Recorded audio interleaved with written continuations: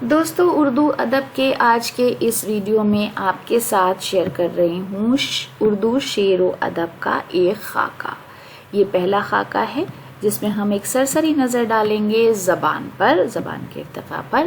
سب سے پہلے ہے زبان ہندی، جو ہندی بنی، اس کے بعد ہندوی بنی، اس کے بعد وہ زبان دہلی کہلائی، ہندوستانی، پھر اسی سے گوجری، اور پھر دکنی اردو، اور پھر ریختہ، اور آخر میں اردو۔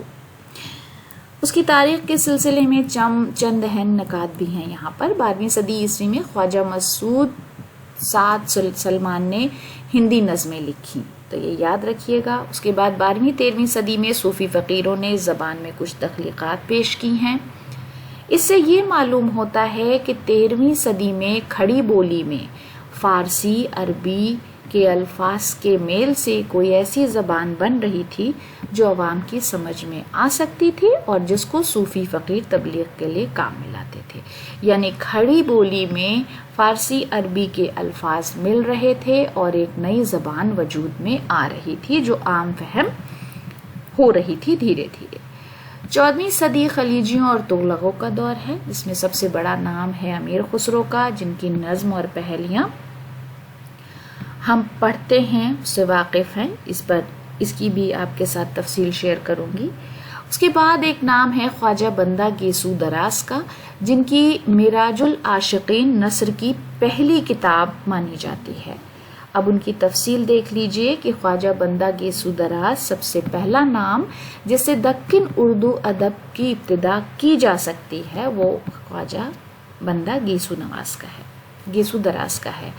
اپنی طریقت کی تبلیغ کے لیے 1399 عیسوی میں گلبرگہ چلے آئے اور وہیں رہ گئے۔ ان کی کتابیں معراج العاشقین، شکار نامہ، تلاوت الوجود دریافت ہو چکی ہیں اور ان کی زبان کھڑی بولی ہے۔ اس کے بعد صوفی سلسلہ چلتا ہے جو دکن اور شمال دونوں جگہ چلتا ہے۔ چونکہ دکن میں پہلے زبان آئی، اس لیے اس ویڈیو میں دکنی اردو اور دکن کی تاریخ پر ہی بات کرنے والی ہوں۔ اس میں بہمی سلطنت سب سے پہلے ہے، جس کا سب سے مشہور شاعر ہے نظامی اور اس کی مثنوی قدم راؤ پدم راؤ۔ تو نظامی کا اصل نام فخر الدین تھا۔ اس دور کی پہلی ادبی تصنیف جو اب تک دریافت ہوئی ہے وہ ہے مثنوی قدم راؤ پدم راؤ۔ مثنوی سے معلوم ہوتا ہے کہ قدم راؤ بادشاہ ہے اور پدم راؤ اس کا وزیر ہے۔ یہ ان دونوں کی داستان ہے۔ یہ مثنوی خاندان بہمنی کے 9ویں بادشاہ سلطان احمد شاہ ولی بہمنی، جن کا زمانہ 1421 سے 1434 عیسوی کا تھا، اس زمانے میں لکھی گئی ہے۔ تو اگر آپ کمپٹیٹیو ایگزام کی تیاری کر رہے ہیں تو یہ تمام چھوٹے چھوٹے نوٹس آپ بالکل ذہن نشین کر لیں۔ اس کے بعد بات کرتے ہیں عادل شاہی دور کی۔ اس میں سب سے پہلے ایک نظر ڈال لیتے ہیں اس سلسلے کی اور اس کے بعد ان کی تفصیل۔ سب سے پہلا نام ہے یوسف عادل شاہی 1490، اسماعیل عادل شاہی 1510 سے 1524، ابراہیم عادل شاہ 1538 سے 1557، علی عادل شاہ 1557 سے 1580، ابراہیم عادل شاہ ثانی جنہیں ہم جگت گرو کے نام سے بھی جانتے ہیں 1580 سے 1627، سلطان محمد عادل شاہ اور علی عادل شاہ ثانی شاہی جن کا 1656 کا زمانہ ہے، مگر پوری تفصیل میسر نہیں ہے۔ تو اس میں جو سب سے بڑا نام ہے وہ ہے ابراہیم عادل شاہ ثانی جنہیں ہم جگت گرو کے نام سے بھی جانتے ہیں۔ عادل شاہی بادشاہوں میں کئی ایک خود اردو میں لکھتے پڑھتے تھے۔ ان میں سب سے مشہور ابراہیم عادل شاہ ثانی ہیں۔ انہوں نے گیتوں پر مبنی ایک کتاب نورس کے نام سے لکھی ہے، یعنی جگت گرو کی کتاب ہے نورس۔ ابراہیم کے دربار شاہی کا سارا کام اردو میں ہوتا تھا۔ ابراہیم عادل شاہ ثانی کے بعد محمد عادل شاہ تخت نشین ہوا۔ اسے اور اس کی ملکہ دونوں کو شاعری سے بہت دلچسپی تھی۔ بہت سے شاعر ان کے چاروں طرف جمع ہو گئے اور جن میں رستمی، ملک خوشنودی، دولت شاہ، عبدل اور مقیمی کے نام یاد رکھنے کے قابل ہیں۔ علی عادل شاہ ثانی شاہی، عادل شاہی خاندان کا 8واں بادشاہ تھا، دادا جگت گرو کہلاتے تھے اور پوتا استاد عالم کہلایا، یعنی علی عادل شاہ ثانی شاہی کا لقب تھا استاد عالم۔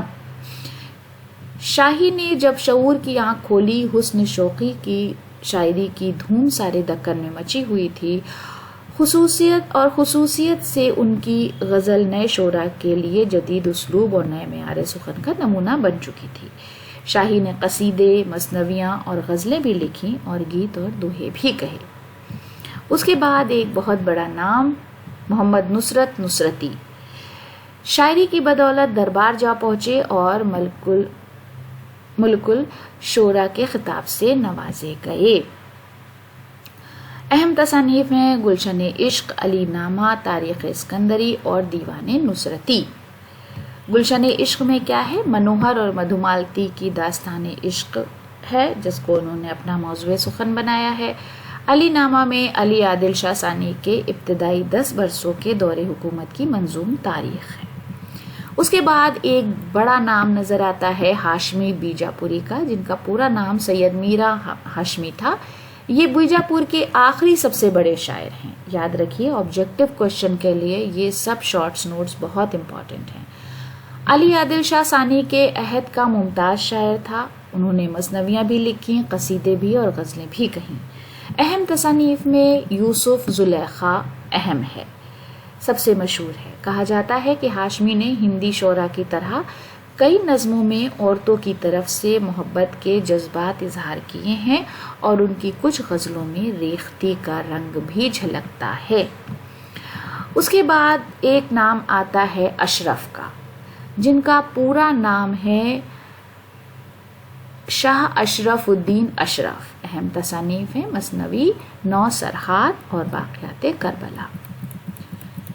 تو علی عادل شاہی دور جو ہے اس میں جو اہم کام ہوئے ہیں تصانیف کے حوالے سے وہ ہیں نصرتی، جن کی مثنویاں گلشن عشق اور علی نامہ، ہاشمی ان کی مثنویاں یوسف زلیخا اور ریختی کا موجد جنہیں مانا جاتا ہے، اشرف کی 9 سرحار اور واقعات کربلا سب سے اہم تصانیف میں شمار ہوتی ہیں۔ تو دوستو اس ویڈیو میں آپ کے ساتھ میں نے کچھ چھوٹے چھوٹے سوال جواب کا ایک سیشن بھی رکھا ہے، جو ابھی ہم نے ساتھ ڈسکس کیا ہے اسی سے ریلیٹڈ یہ سوال جواب ہیں۔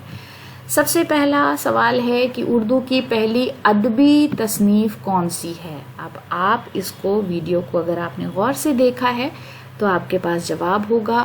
میں امید کرتی ہوں کہ آپ کمنٹس باکس میں اس کو لکھیں گے۔ اردو نثر کی پہلی کتاب کون سی ہے؟ یوسف زلیخا کے مصنف کون ہیں؟ کس شاعر کی غزلوں میں ریختی کا رنگ جھلکتا ہے؟ یہ آپ کے جو ملٹیپل چوائس کوشچن ہوتے ہیں، آبجیکٹو ہوتے ہیں، اس کے لیے بہت امپورٹنٹ ہے۔ خواجہ بندہ گیسو دراز کی سب سے مشہور تصنیف کون سی ہے؟ نورس کس بادشاہ کی تصنیف ہے؟ استاد عالم کس کا لقب ہے؟ ملک الشعراء کے لقب سے کس شاعر کو نوازا گیا؟ اور بہمنی سلطنت کا سب سے مشہور شاعر کون ہے؟ تو دوستو امید ہے کہ یہ سوال جواب آپ کے لیے فائدے مند رہے ہوں گے۔ چھوٹی سی ایکسرسائز ہے۔ ویڈیو آپ کو کیسا لگا؟ آپ کی رائے کا کمنٹس باکس میں انتظار رہے گا۔ ویڈیو دیکھنے کے لیے بہت بہت شکریہ۔